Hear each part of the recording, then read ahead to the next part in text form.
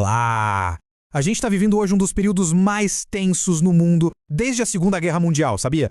Tem conflitos acontecendo em vários continentes ao mesmo tempo. Europa, Oriente Médio, África, a lista é grande. E aí surge uma pergunta que é central para a gente entender tudo isso. Será que essas guerras são só eventos aleatórios, coisa do acaso? Ou será que elas, na verdade, fazem parte de um jogo maior, de uma disputa por poder entre países e por interesses econômicos que a gente consegue até prever? Ok, então vamos mergulhar nisso. Para sacar o porquê por trás desses conflitos, a gente precisa de uma lente, de uma ferramenta. E o nome dela é geopolítica. Geopolítica, de um jeito bem simples, é o estudo de como os países, principalmente as grandes potências, brigam por território, por recursos e para ter mais influência no cenário mundial. É com essa lente que a gente vai analisar o que está rolando hoje.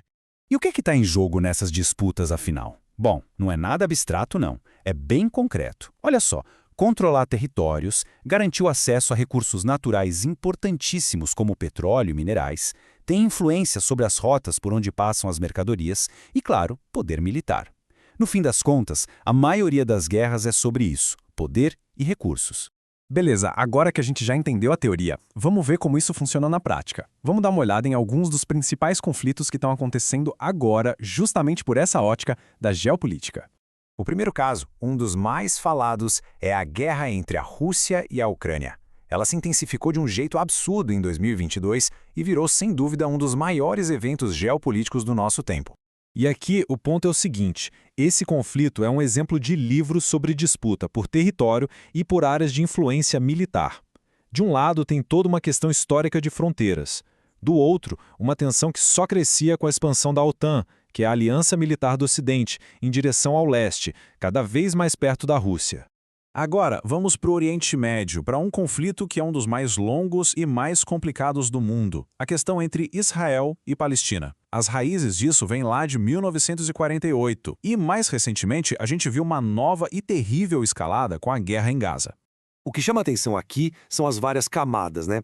Tem disputa por terra, que já dura décadas, tem questões religiosas que são muito profundas e sensíveis, e tem um ciclo que não para, de ocupação militar e resistência. É uma teia geopolítica muito, mas muito complexa. Agora vamos mudar o nosso foco para a África, um continente onde acontecem crises humanitárias gravíssimas. Conflitos que, mesmo sendo gigantescos, muitas vezes não recebem a mesma atenção da mídia. Estou falando da guerra civil no Sudão e da violência brutal na República Democrática do Congo. As causas são diferentes, mas o resultado é o mesmo: devastação. No Sudão, o que a gente vê é basicamente uma briga interna pelo poder entre generais que eram aliados e viraram rivais. Já na República Democrática do Congo, a guerra é outra. É pelo controle de regiões cheias de minerais que são, pasmem, essenciais para a nossa tecnologia. E é aqui que a gente se conecta diretamente a esses conflitos, muitas vezes sem nem saber. Pensa só, os minerais que vêm de lá, como o cobalto, por exemplo, eles estão no nosso celular, no nosso computador, em praticamente toda a tecnologia que a gente usa. A economia global, nosso dia a dia, de certa forma, está ligado a essas guerras. E isso nos leva para outra dimensão da história toda. Porque guerras não são só sobre poder, são também sobre dinheiro, muito dinheiro. E o preço que as pessoas pagam por isso é impagável. Esse contraste aqui é brutal. De um lado, a indústria de armas, uma das mais lucrativas do planeta, que movimenta bilhões e bilhões.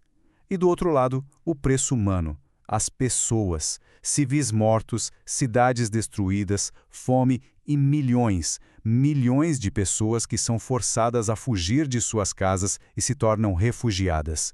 A gente pode até pensar que essas guerras estão acontecendo muito longe, né? Mas a verdade é que os impactos não ficam só lá, dentro daquelas fronteiras.